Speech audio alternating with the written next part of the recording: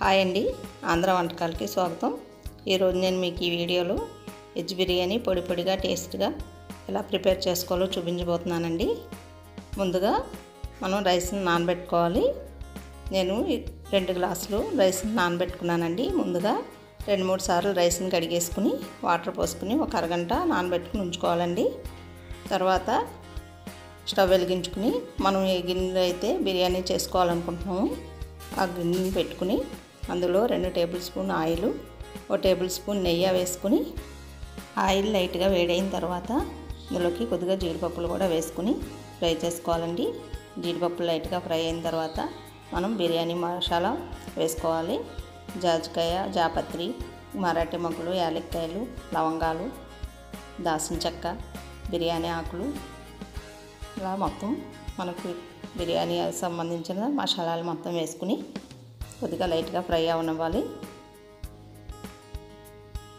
ఇలా ఫ్రై అయిన తర్వాత ఒక ఉల్లిపాయని సన్నగా పొడవుగా కట్ చేసుకుని వేసుకోవాలండి. ఉల్లిపాయ కూడా కొంచెం కదుపుకుంటూ ఫ్రై చేసుకోవాలి. ఇప్పుడు ఇందులోకి 1/2 స్పూన్ షాజీరా కూడా వేసుకుని ఉల్లిపాయ ముక్కలను బాగా గోల్డెన్ బ్రౌన్ కలర్ వచ్చే వరకు ఫ్రై చేసుకోవాలండి. ఇలా ఉల్లిపాయ మొత్తం గోల్డెన్ బ్రౌన్ కలర్ వచ్చిన తర్వాత 1 టేబుల్ స్పూన్ అల్లం వెల్లుల్లి పేస్ట్ కూడా వేసుకుని అల్లం వెల్లుల్లి పేస్ట్ పచ్చిదనం పోయేదాకా ఫ్రై చేసుకోవాలి. ఇందులోకి 3 పచ్చిమిరపకాయలు ఇలా పొడవుగా కట్ చేసుకుని వేసుకోవాలండి. ఇప్పుడు మనం ఏ వెజిటబుల్స్ అయితే వేసుకోవాలనుకుంటున్నామో అవన్నీ కట్ చేసుకుని వేసుకోవాలండి. 1 టమాటా, 1 బంగాళదుంప, 4-5 బీన్స్ కట్ చేసుకుని వేసుకోవాలి.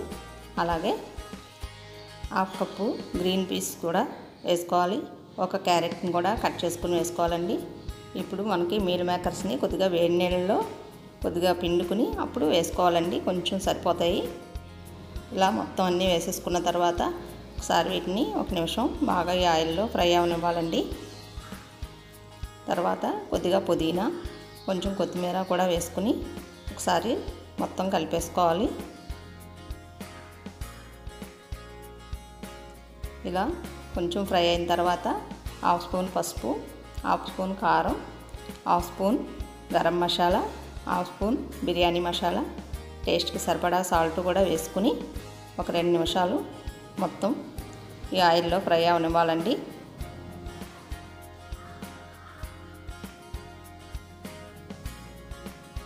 ఈ వీడియో చివరిదాకా చూసి మీకు నచ్చినట్లయితే తప్పకుండా లైక్ చేయండి. మీరు కూడా ట్రై చేసి మీకు ఎలా వచ్చిందో నాకు కామెంట్ చేయండి. ఇలా 2 నిమిషాలు ఫ్రై అయిన తర్వాత మూత పెట్టుకుని ఒక 5 మినిట్స్ అలా ఉడికించుకోవాలండి. ఇలా ముక్క మొత్తం చక్కగా ఉడికిపోతుంది. ఇలా వాటర్ మొత్తం తగ్గిపోయిన తర్వాత ఇప్పుడు ఇందులోకి ఒక 3 గ్లాసులు వాటర్ పోసుకోవాలండి. 2 గ్లాసులు వాటర్ బియ్యం తీసుకున్నాం కదా, దానికి 3 గ్లాసులు వాటర్ అయితే సరిపోతుంది. గ్లాస్కి గ్లాసున్నర వాటర్ పోసుకోవాలండి. మనం రైస్ దేంతో అయితే తీసుకుంటామో వాటర్ దాంతోనే కొలుసుకోవాలండి. ఇప్పుడు మనం నానబెట్టుకున్న రైస్ని కూడా ఇందులోకి వేసేసుకోవాలి. వాటర్ మొత్తం ఫిల్టర్ చేసుకుని అప్పుడు వేసుకోవాలండి రైస్ని, వాటర్ రాకుండా. ఒకసారి మొత్తం కలిపేసుకుని మూత పెట్టుకుని ఒక 10 మినిట్స్ హై ఫ్లేమ్లో ఉడికించుకున్న తర్వాత ఒకసారి మూత తీసుకుని ఇలా కలుపుకొని సాల్ట్ అది సరిపోయిందో లేదో ఒకసారి చూసుకోవాలండి. చాలాపోతే వేసుకుని మూత పెట్టుకుని మధ్య మధ్యలో మూత తీసుకుని చూసుకుంటూ వాటర్ కొంచెం బాగా తగ్గిపోయి ఇలా లైట్గా ఉన్నప్పుడు ఒక్కసారి కదుపుకుని స్టవ్ని సిమ్లో పెట్టేసుకుని మూత పెట్టేసుకుని ఉడికించుకోవాలండి. వాటర్ మొత్తం తగ్గిపోయే వరకు ఉడికించుకోవాలి. ఇలా వాటర్ మొత్తం తగ్గిపోయిన తర్వాత స్టవ్ ఆఫ్ చేసుకుని మనకు మూత పెట్టేసుకుని ఒక 1/2 అవర్ అయినా ఒక 15 మినిట్స్ అయినా అలా ఉంచేసుకుని అప్పుడు సర్వ్ చేసుకోవాలండి. అప్పుడు మనకి రైస్ ఇరిగిపోకుండా అలా పొడవుగానే ఉంటుంది. అంతేనండి, ఎంతో టేస్ట్గా ఉండే వెజ్ బిర్యానీ రెడీ అయిపోయిందండి. మరి మీరు కూడా తప్పకుండా ట్రై చేసి మీకు ఎలా వచ్చిందో నాకు కామెంట్ చేయండి. ఈ వీడియో నచ్చితే లైక్ చేయండి, షేర్ చేయండి. మా ఛానల్ని తప్పకుండా సబ్స్క్రైబ్ చేసుకోండి.